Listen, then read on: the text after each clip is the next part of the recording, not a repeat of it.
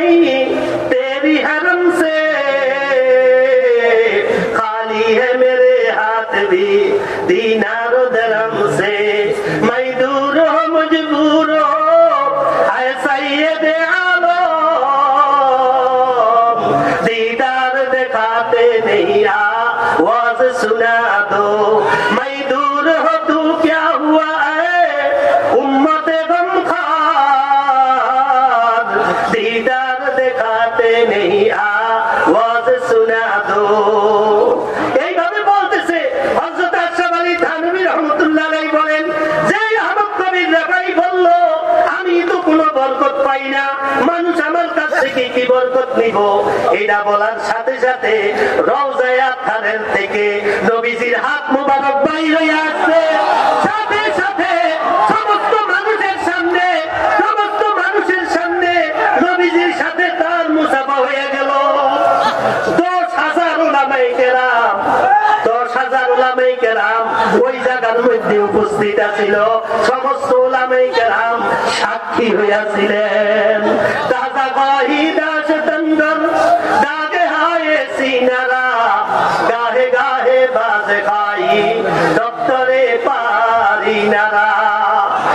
তাজা গাহি দাস তন্দর দাগে হায়ে সিনারা, গাহে গাহে বাজ খাই দপ্তরে পারিনারা। নবীজির মুহাব্বত শুধু পুরুষেরা করতো এমন না, নবীজির স্ত্রী হযরতে খাদিজাতুল কুবরা রাদিয়াল্লাহু তাআলা আনহা নবীজিকে খুব মুহাব্বত করতেন। কিতাবের মধ্যে আছে নবীজি বলেন আমি একদিন গভীর রাতে ঘরের মধ্যে গেলাম, যাইয়া বললাম খাদিজা আছেন কিনা। খাদিজা সাথে সাথে দরজা খুলে দিল। আমি জিজ্ঞাসা করলাম খাদিজা আপনি কি রাতের বেলা ঘুমান না? ও মুহাম্মদ সাল্লাল্লাহু আলাইহি ওয়াসাল্লাম শুধু রাতের বেলা কেন, আপনি যে দিনের বেলাও বাসা থেকে যান, যতক্ষণ না ফিরেন জানালার মধ্যে কান লাগাই আমি বসে থাকি, কারণ আপনার কত শত্রু, কোন কাফের আপনার উপরে হামলা করে কিনা, এই জন্য কান লাগাইয়া বসে থাকি যেন আপনার একটু উপকারে আসি। এইভাবে আমাদের নবীজিকে সাহাবায়ে কেরাম এবং আমাদের আম্মা জানরা মুহাব্বত করতেন। অন্যান্য মানুষ সবাই ব্যাপারে এরকম মুহাব্বতের বহু ঘটনা আছে। সাহাবায়ে কেরামদের ব্যাপারে আপনারা জানেন আমাদের নবীজি যখন হিজরত করবেন আবু বকর দরজা খুলে দিলেন। নবীজি বললেন ঘুমান না, বলল আল্লাহর হাবিব ঘুমাই না। যেদিন বলছেন ওদিন থেকে আজ পর্যন্ত কোনদিন বিছানায় পিঠ লাগাই না। আপনি ডাক দিলে শুয়ে থাকলে দরজা খুলতে যদি কষ্ট হয়। শুধু কি এই কথা হয়েছিল? কিতাবের মধ্যে আছে। হযরত আবু বকর বলেন হে আল্লাহর হাবিব, ও যে দেখেন বিছানার মধ্যে একটা মেয়ে দেখা যায়, এটা হলো আমার মেয়ে আসমা। আমি যখন বললাম আমারে বলল আব্বা আপনি রাতের বেলা দরজায় দাঁড়িয়ে থাকেন কেন? আমি বললাম মা আল্লাহর হাবিব বলছেন হিজরত করবেন, আমার দরকার হইতে পারে, আমি কিভাবে বিছানায় পিঠ লাগিয়ে থাকি। ও আল্লাহর হাবিব ওদিন থেকে আমার মেয়ে প্রতি রাত্র আপনার জন্য নাস্তা বানাইয়া পুরা রাত্র বৈশা থাকে। ওদিন থেকে কোনদিন আমার মেয়ে বিছানায় পিঠ লাগায় না যে আল্লাহর হাবিব আসলে একটু মেহমানদারি করব। শুধু এটা না, হযরত আবু বকর বলেন ও আল্লাহর হাবিব ওই যে গাছের গোড়ায় দেখেন একটা উট, আল্লাহর হাবিব এটা আমার উট। আমি এই উটের বলছিলাম আল্লাহর হাবিব আসতে পারে, আসলে আল্লাহর হাবিবকে নিয়ে মদিনায় যাইতে হইতে পারে। ও আমার উট, আমি আল্লাহ, আমার মেয়ে আসমা জাগ্রত থাকে, আমার উট তুমি যদি ঘুমিয়ে থাকো আল্লাহর হাবিবের কষ্ট হইতে পারে। আল্লাহর হাবিব আমার উট আজ পর্যন্ত কোনদিন রাতের বেলা ঘুমায় না, আপনার অপেক্ষায় বসে থাকে। তাজা খাই দাস দঙ্গল দাগে হায়ে সিনারা, গাহে গাহে বাজ খাই দপ্তরে পারিনারা।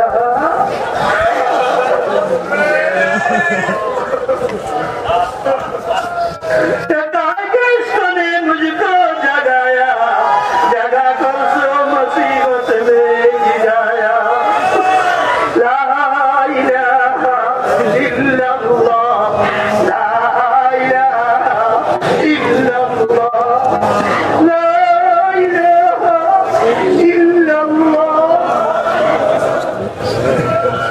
নবীজির দরবেশেরা এরকম কান্দে, চিৎকার দেয়, মানুষে হাজার প্রশ্ন করে, মানুষে বুঝাইতে পারি না। হযরত রশিদ আহমদ গাঙ্গুহি রহমতুল্লাহ আলাইহি কারিশা হুজুরে যখন খেলাফত দিয়েছেন, এর 500 বছর আগে আব্দুল কুদ্দুস গাঙ্গুহি রহমতুল্লাহ আলাইহি, 500 বছর আগে আব্দুল কুদ্দুস গাঙ্গুহি রহমতুল্লাহ আলাইহি এই ইব্রাহিমের কথা বলে গেছিলেন যে আমার এই বন্ধ দরওয়াজা খুলবো দুনিয়ার কোন চাবি দিয়া না।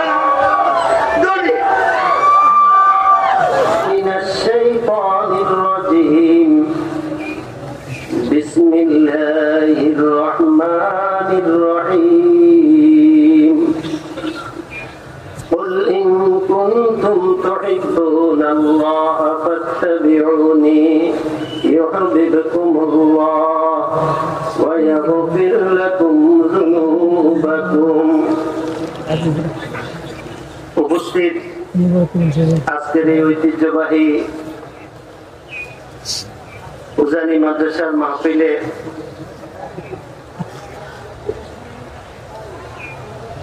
আমার আব্বা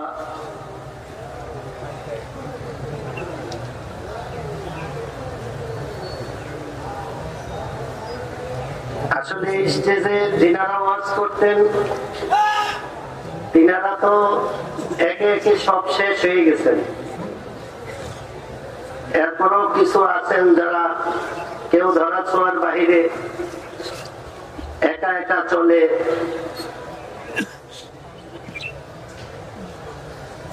মোহাব্বত কোনটা অনেক দূর থেকে হয়, কোনটা অনেক কাছে থেকে হয়।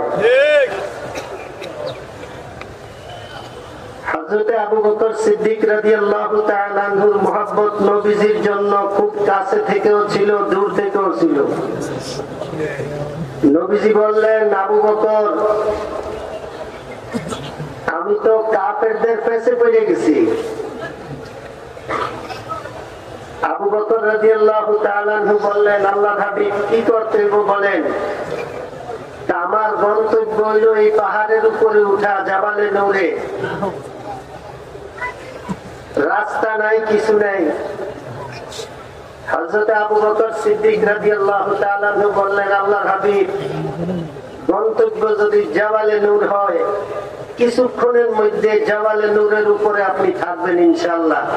এটা বইলা নবীজিকে একটা টানে গর্দানে উঠে বলাইছে, একটা দৌড় দিচ্ছে।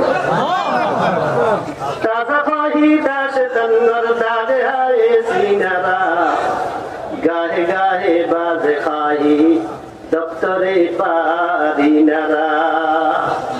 এটি একটা মোহাব্বত। নবীজি বললেন, আবু বকর আমার মনে হয় মক্কা শরীফ বেশি থাকা হইব না, আমার হিজরত করতে হইব। আপনার মনে হয় দরকার হইতে পারে। বহুদিন পর রাত্রে ঘরের দরজা খটখটাইছে। আবু বকর আছেন? দরজা খুলে দিছেন। নবীজি বললেন, দরজা খুলে দিলেন। আবু বকর আপনি ঘুমান না? আল্লাহর হাবিব না, আপনি যা বলছিলেন হিজরতের দরকার হইতে পারে, তো দিনে তো আপনার এখানেই থাকি, বলেন তো না।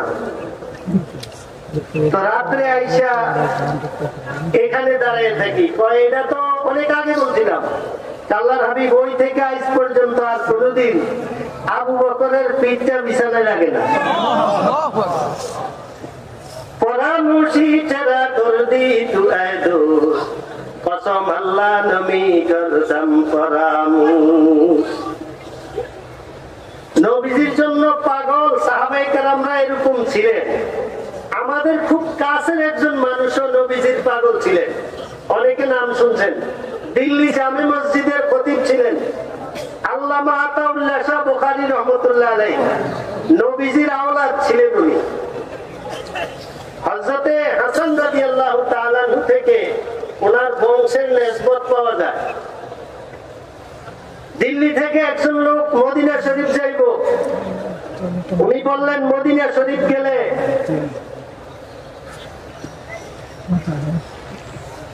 নবীজির রওজায় আমি অদমের সালামটা দিয়ে ওই লোক হজে গেলেন, মক্কা শরীফের কাজ ছেড়ে মদিনা শরীফ, মদিনা শরীফ যাইয়া নিজের সালাম নিজে দিছেন, কোন শব্দ নাই। হঠাৎ ওই লোক বললেন, আল্লাহর হাবিব আতাউল্লাহ শাহ বুখারী আপনাকে সালাম জানাইছে, আসসালাতু ওয়াসসালামু আলাইকা ইয়া রাসূলুল্লাহ। ওই লোক বলেন, সাথে সাথে রওজায়ে আতহার থেকে নবীজি বলে উঠলেন, আতাউল্লাহরে আমার সালাম দিও। खुदा जाने तेरे दिल में क्या है, मेरे दिल में तेरे सावा नहीं है, ला इलाहा इल्लल्लाह, ला इलाहा इल्लल्लाह, ला इलाहा इल्लल्लाह, ला इलाहा। ওই বন্ধু মদিনা শরীফ থেকে দ্রুত দেশে আসতে চাইতেছে দিল্লিতে, যে যাইয়া আতাউল্লাহরে খবরটা বললে আতাউল্লাহ সাহেব খুশি হলো। এই হিসাবে দিল্লি আসছে, আইসা দ্রুত সময়ের মধ্যে আতাউল্লাহ সাহেব বুখারীর কাছে গেছে, যাইয়া বলে কেমন আছো? বলছে ভালো আছি, তুমি কেমন? আমার সালাম পৌঁছাইছিলানি।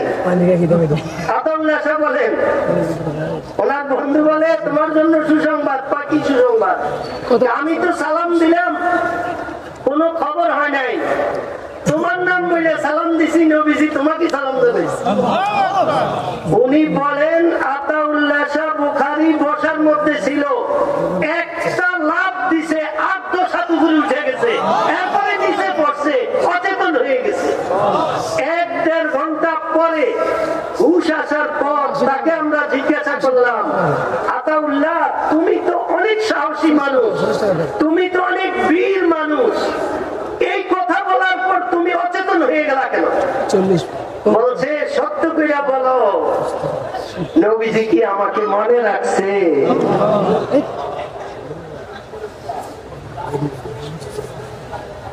নবীজিকে সাহাবায়ে কেরামরা খুব মহব্বত করতেন, নবীজিকেও সাহাবায়ে কেরামদেরকে অনেক মহব্বত করতেন। নবীজির একজন সাহাবী ছিলেন হযরতে হানজালা রাদিয়াল্লাহু তাআলা আনহু।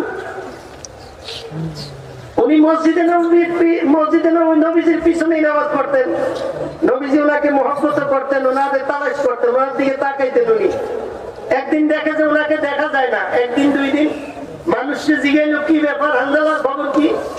উনি তো অসুস্থ। নবীজি বললেন অসুস্থ, আমি দেখতে যাব। দেখতে গেছেন, যাইয়া দেখলেন হানজালার শরীরের অবস্থা খুব বেশি ভালো না। নবীজি আসার সময় ওনার আত্মীয় স্বজনদেরকে বললেন, হানজালা অচেতন ছিল, এই জন্য কথা বলতে পারেন নাই। নবীজি বলে আসলেন, আমি চলে যাই, আমার হানজালার শরীরটা বেশি ভালো মনে হয় না, যদি হানজালা মারা যায় আমারে খবর দিও, আমি নিজে হানজালারে গোসল দিব, আমার হানজালারে আমি দাফন দাফন করবো। কিতাবের মধ্যে আছে, নবীজি আসার একটু পরেই হানজালার জ্ঞান ফিরল। ঘরের লোকেরা বলল, হানজালা তোমার জন্য সুসংবাদ আছে, নবীজি তোমাকে দেখতে আসছিলেন। হানজালা খুশিতে আত্মহারা হইয়া বলে উঠলেন, আলহামদুলিল্লাহ। নবীজি কি আমাকে কিছু বলে গেছেন? ঘরের মানুষে যেটা বলে গেছে এটা আর বলে না। এটা কি বলা যায় যে তোমার দাফন কাফনের অপেক্ষায় নবীজি? এরপরেও বলে যে না, কিছু বলে না, বলে যে না বলো, মনে হয় তোমরা কিছু লুকাইতে আসো, খবর আছে না? নবীজি বললেন, তোমার শরীরটা বেশি ভালো না, যদি ইন্তেকাল করো তাইলে নবীজিকে জানাইলে নবীজি তোমারে গোসল দিব, দাফন কাফন জানাজা সব নবীজি করবেন। উনি বললেন ঠিক আছে, আলহামদুলিল্লাহ, আমার শরীরটা ভালো না, আমি বুঝেছি, যে কোনো সময় আমার ইন্তেকাল হয়ে যাব, কিন্তু খবরদার আমার ইন্তেকাল যদি রাতের বেলা হয় নবীজিকে জানাইতে পারবা না। কি লিগা? নবীজি সারাদিন মানুষের দাঁড়ে দাঁড়ে যায়, দিনের খেদমতে কষ্ট করে। নবীজি আবার কষ্ট করে আমার জন্য এখানে আসবেন, আমার গোসল দাফন করবেন, এগুলো আমি চাই না। আরেকটা হচ্ছে নবীজির শত্রুর অভাব নাই। যদি এখানে আসে, আমার বাড়িটা মদিনা শরীফ থেকে 3 মাইল দূরে, যদি নবীজি আসে, কাফেররা যদি নবীজির কিছু করে, আমি চাই না আমার জানাজা যে ইচ্ছা সে দেখ, আমার দাফন কাফন যেইভাবে হোক হোক, তবু নবীজির কষ্ট হোক কিনা আমি চাই।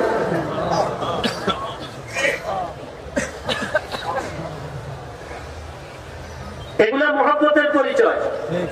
নবীজি মসজিদের নববীর সামনে দাঁড়ায় রয়েছেন, সব সময় একরকম দেখা যায়, আজকে নবীজির একটু পেরেশান দেখা যায়। এক সাহাবী কাছে আসলেন, আয়েশা বললেন, নবীজি আপনাকে একটু পেরেশান মনে হয়, আমি কি ভুল বুঝতেছি কিনা, আসলে কি আপনি একটু পেরেশানিতে আছেন? নবীজি বললেন, আমার সাহাবী তুমি ঠিকই ধরছো, আমি একটু পেরেশানিতে আছি। আল্লাহর হাবিব একটা প্রশ্ন করব, মনে চাইলে উত্তরটা দিয়েন, আমি খুশি হব। নবীজি বললেন, বলো, আমি উত্তর দিব। নবীজি কি কারণে পেরেশান এটা আমাকে বলেন। কয়েকটা লোক আমারে খুব খারাপ বলে, খুব গালিগালাজ করে, সব সময় করে, আমার কাছে কিছু ব্যাপার মনে হয় না, কিন্তু আজকে তার গালিগালাজে আমি একটু কষ্ট পাইছি, এই জন্য আমি খুব পেরেশানিতে। ওই সাহাবী বলল, আল্লাহর হাবিব বেয়াদবি নিন না, ওই কাফেরের নামটা কি একটু বলতে পারেন? নবীজি বললেন, হ্যাঁ বলতে পারি। বলো, বলেন। নবীজি বললেন, তার নাম হইল এই। ওই সাহাবী বললেন, নবীজি বেয়াদবি নিন না, ওই কাফেরের বাড়িটা কোন জায়গায়, এটা কি একটু বলতে পারেন? বলছেন যে হ্যাঁ অমুক জায়গায়। এইবার বলে ওই সাহাবী, নবীজি সবই যেহেতু বইলা বলাইছে, এইবার আমাদের একটা জিনিসের অনুমতি দেন, আমি তারে হত্যা করতে চাই, এটার অনুমতি আপনি আমাদের দিয়ে। নবীজি বললেন, যাও, তোমার অনুমতি দিয়ে দিলাম। এবার ওই সাহাবী বলে, নবীজি এতই যেহেতু অনুমতি দিয়েছেন, আর একটা ছোট্ট অনুমতি দেন, আমি তারে হত্যা করবো, আমি চাই তারে হাসতে হাসতে হত্যা করতে, আপনি আমার একটু অভিনয়ের অনুমতি দেন। নবীজি বললেন, যাও, এটাও দিলাম। এটা বলার সাথে সাথে নবীজি বলেন, আমার এই সাহাবী পাশে একটা তলোয়ার ছিল, এটা হাতে নিয়া একটা দৌড় দিছে, 12 মাইল দূরে ওই কাফেরের বাড়ি, 12 মাইল দূরে চলে গেছে এক দৌড়। যাইয়া কাফেরের নবীজির বাতানো ওই ঠিকানা মতো পাইছে। এই লোকের দেখাও ওই কাফেরের চিন্তা বলাইছে, কয় কি ও, কেমন আছো? কামারটা বাদ দাও, তুমি কেমন আছো? কাফেরের জিগায়। কাফেরে কয়, মুহাম্মদের কারণে তো অতিষ্ঠ হয়ে রয়েছি, আমি আর কেরম আছি। মুসলমান সাহাবী কয়, আমিও তো মুহাম্মদ রেলই ভেজালো আছি। কাফেরে মনে করছে, আরে তো হেও মনে হয় নতুন করে আমার দল আইছে, কথাই নাই, বউ বউ। কাফেরে বয়সে বয়সে, আরে ওই যে অভিনয়ের অনুমতি আনছে না। এইবার মুসলমান সাহাবী অভিনয় শুরু করছে, বলো তো মুহাম্মদ নিয়ে তোমার পরিকল্পনাটা কি? পরিকল্পনাটা হইল মুহাম্মদ রে 2 টুকরা করে দাও, এরপরে আমার শান্তি। মুসলমানে কয়, সাহাবী কয়, এটাই করতে হইব, যেটা করবো এটা একেবারে খুব সুন্দর হইয়া থাকতে হইব। এইবার মুসলমান, এইবার সাহাবী কয়, মুহাম্মদ তো সাধারণ মানুষ না, হ্যাঁ 2 টুকরা করতে হইলে তো একটা অভিজ্ঞতার ব্যাপার আছে। হুট করে যে হ্যাঁ 2 টুকরা করে লাউন যাইতো না, আগে আমরা একটা ট্রেনিং এর দরকার আছে না এই ব্যাপারে। এটা হইলে তো ভালোই হয়, তাহলে তুমি আমাদের দেখাও যে কেমনে কি করতে হইব। কাফেরে কয়, তাহলে ঠিক আছে, দেখাইতে আসি, তলোয়ারটা তোমার হাতে রাখো। সাহাবীরা তো তলোয়ার দিছে, এইবার ওই কাফেরে লম্বা হইয়া হইছে, এই যে আপনি হওয়াইবা হওয়াইয়া, এবার সাহাবী কয়, মাথা তুলছে, তলোয়ার ধরছে, কয় কাটতে হইব কি এনো? কয় না। কয় তাহলে এনে? কয় না। কয় তাহলে কি পাও? কয় না। কয় তাহলে কই কাটতে হইব? কই কাটলে ভালো হইব?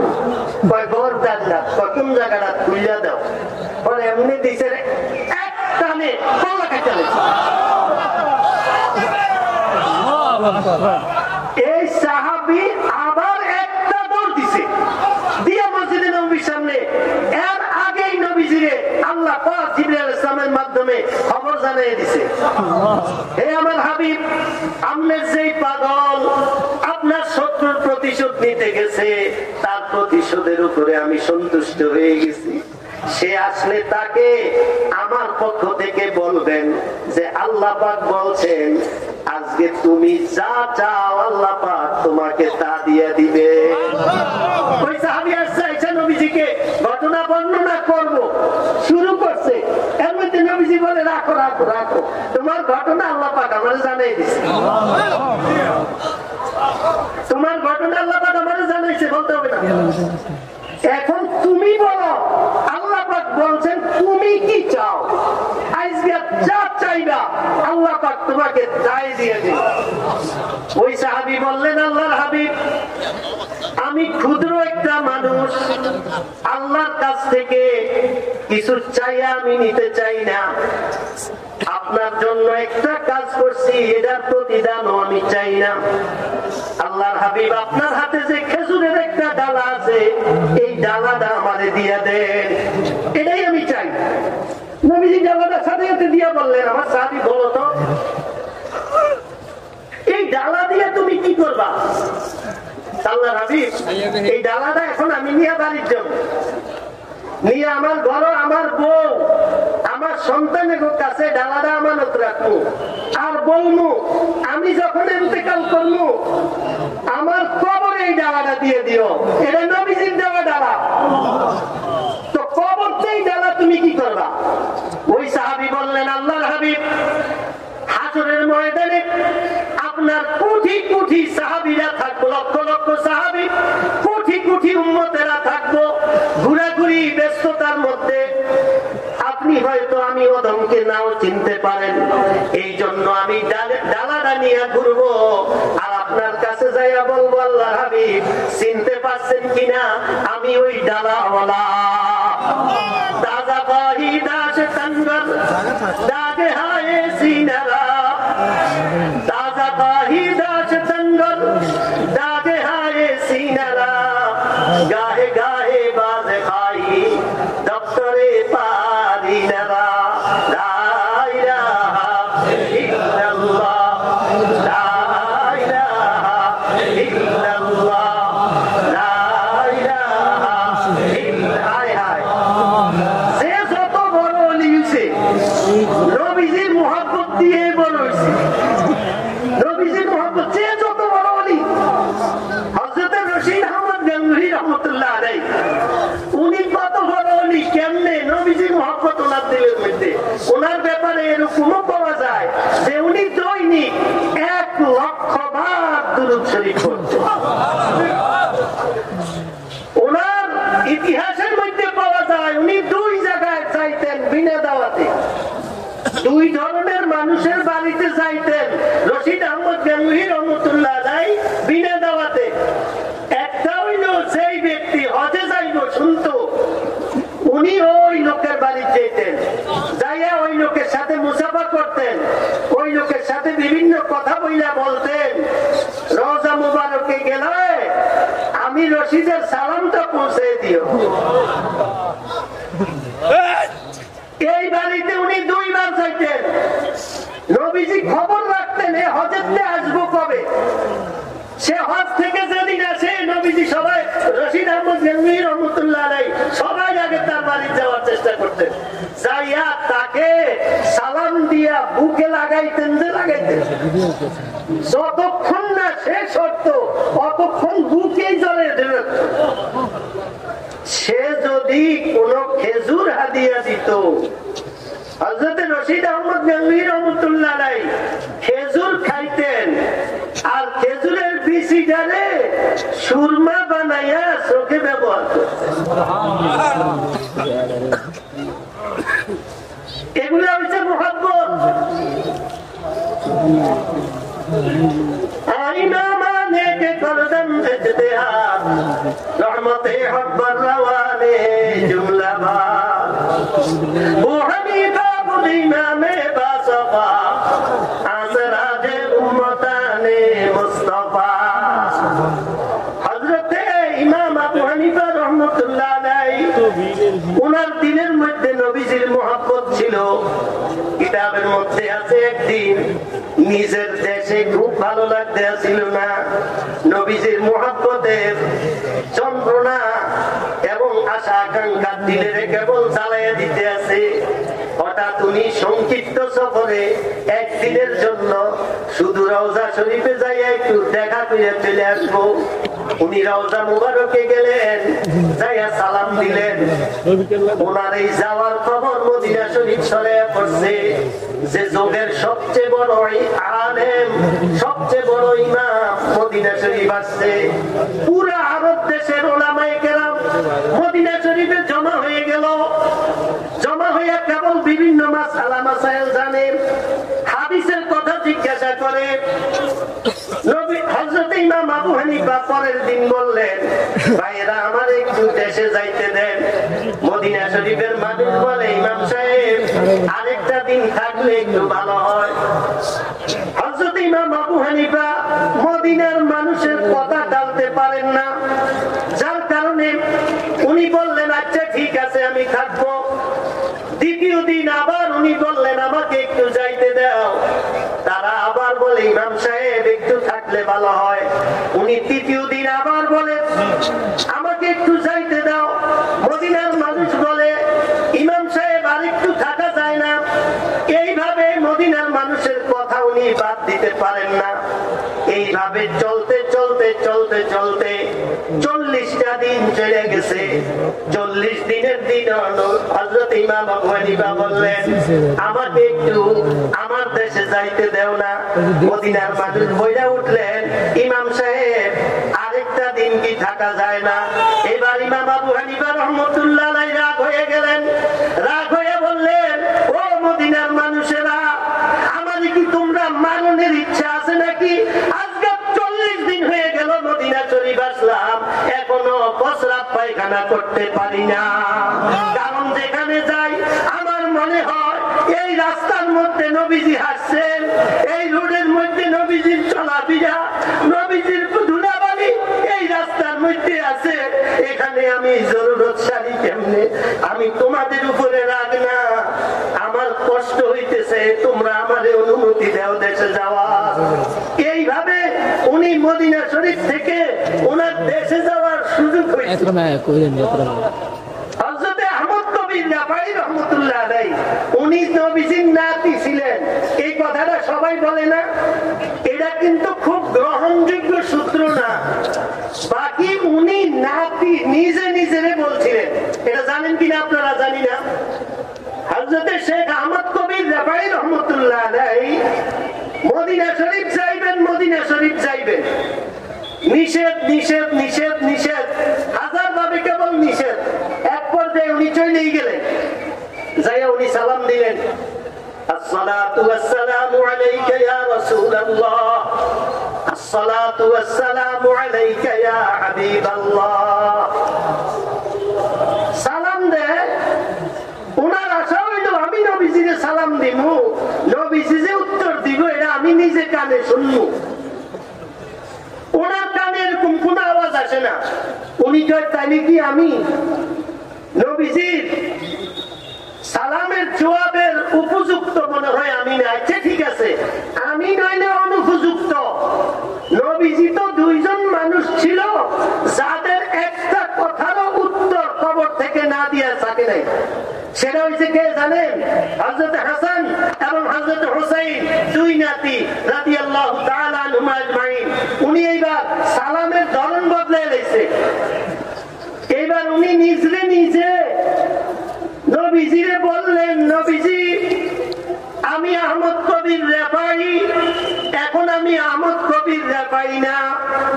আপনি চিন্তা করেন, এই রওজা আতহারের পাশে যদি আপনার নাতি হযরতে হাসান অথবা হযরতে হুসাইন আসতো, আপনাকে যদি সালাম দিত, আপনি কি তাদের সালামের আওয়াজ উত্তর দিতেন কি দিতেন না?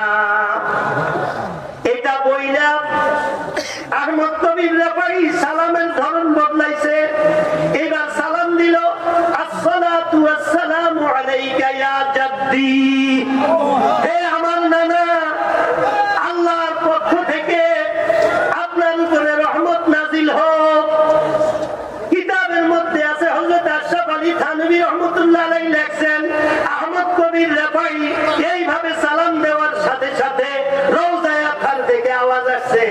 আলাইকাস সালামু ইয়া ওয়ালাদি, হে আমার নাতি তোমার উপরও আল্লাহ রহমত নাযিল করুক, তোমার উপরও শান্তি হোক। এবার রহমত তো মিল্লা পাই নবীজির লোক অন্য কথায় চলে গেছে। যেদি এতদিন দূরে বয়ে বয়ে কইতো, কি কইতো? আল্লাহ হাবিব আপনার অনেক মহব্বত করি, আমার কাছে কোনো টাকা পয়সা নাই, থাকিও খুব দূরে, আপনার রওজায় যে গিয়া সালাম দিমু এরকম তৌফিক আমার হয় না। এত কষ্টের পরে, অনেক চেষ্টার পরে আমি যখন এখানে আসার সুযোগ হইল, আমার দেশের হাজার হাজার লক্ষ মানুষের উপরে তারা আমার কাছে বলছে আপনাকে সালাম দেওয়ার জন্য আমি দিলাম। এখন আমি যখন এখান থেকে যাব, আমার দেশের মানুষগুলো আমার কাছে আসবো বরকত নেওয়ার জন্য, যে মদিনা শরীফ থেকে আসলা তো বরকত আমরা নেই, এটা বইলে আমারে বুকে লাগাইবো, আমার সাথে হাত মিলাইবো। ও আল্লাহর হাবিব, মানুষে আমার থেকে কি বরকত নিব? আমি নিজেই তো কোনো বরকত পাইলাম না। বুঝেননি কেমনে কয়? আফসোস কি বস দূর মাই তেরি হরম সে, খালি है मेरे हाथ भी दीनार दरम से, मैं दूर हो मजबूर हो ऐ सैयद आलम, दीदार दिखाते नहीं आवाज सुना दो, मैं दूर हो तू क्या हुआ है उम्मते गमखार, दीदार दिखाते नहीं आवाज सुना दो।